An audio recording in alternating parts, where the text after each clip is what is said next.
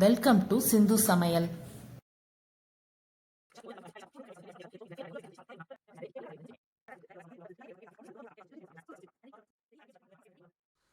நம்ம இன்னைக்கு பண்ண போகிறது பச்சைப்பயிறு சாலட். பச்சைப்பயிரை முளைக்க வச்சு ஒரு சாலட் பண்ணி காமிக்க போகிறேன்.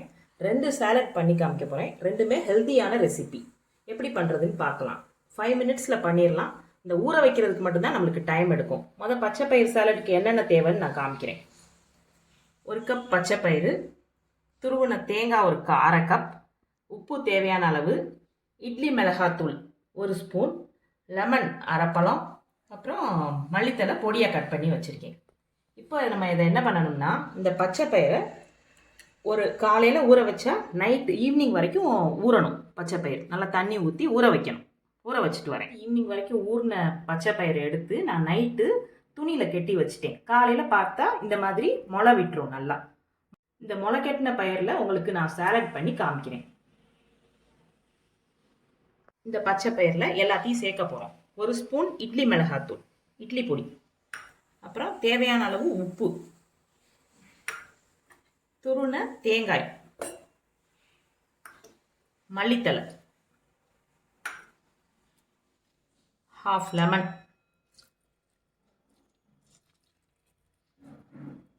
புளிஞ்சி நல்லா மிக்ஸ் பண்ணி வச்சுட்டா நல்லா ஒரு கொஞ்ச நேரத்தில் நல்லா ஊறுனாப்பில் ஆகிடும். நல்லா டேஸ்ட்டாக இருக்கும். சும்மா வெறும் பச்சை பயிரை முளைக்கட்டி சாப்பிட்றத விட இந்த மாதிரி பண்ணி சாப்பிட்டா ரொம்ப டேஸ்ட்டாக இருக்கும்.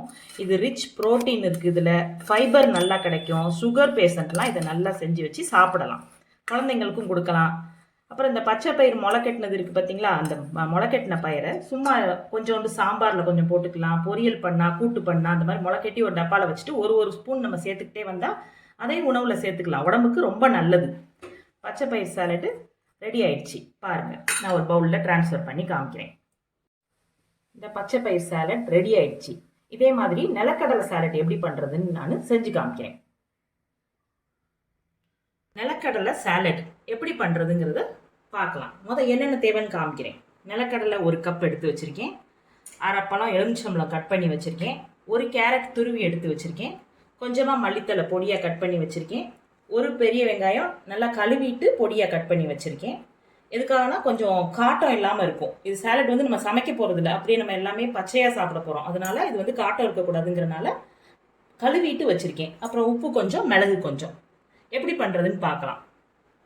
இந்த நிலக்கடலையை நல்லா கழுவிட்டு ஒரு 2 மணி நேரம் தண்ணியில் ஊற வைக்கணும். நிலக்கடலை நல்லா ஊறிடுச்சு. 2 மணி நேரம் ஊறிடுச்சு. நம்ம இதை தண்ணியை வடிகட்டிட்டு நான் எடுத்துகிட்டு வந்து காமிக்கிறேன் உங்களுக்கு. தண்ணியை நல்லா வடிகட்டிட்டேன். இதில் இப்போ நம்ம எல்லாத்தையும் போட்டு மிக்ஸ் பண்ண போகிறோம். மல்லித்தலை, கேரட் துருவுனது, வெங்காயம், அந்த உப்பு மிளகு உங்கள் தேவைக்கேற்ப நீங்கள் போட்டுக்கோங்க. அப்புறம் ½ லெமன் புளிஞ்சி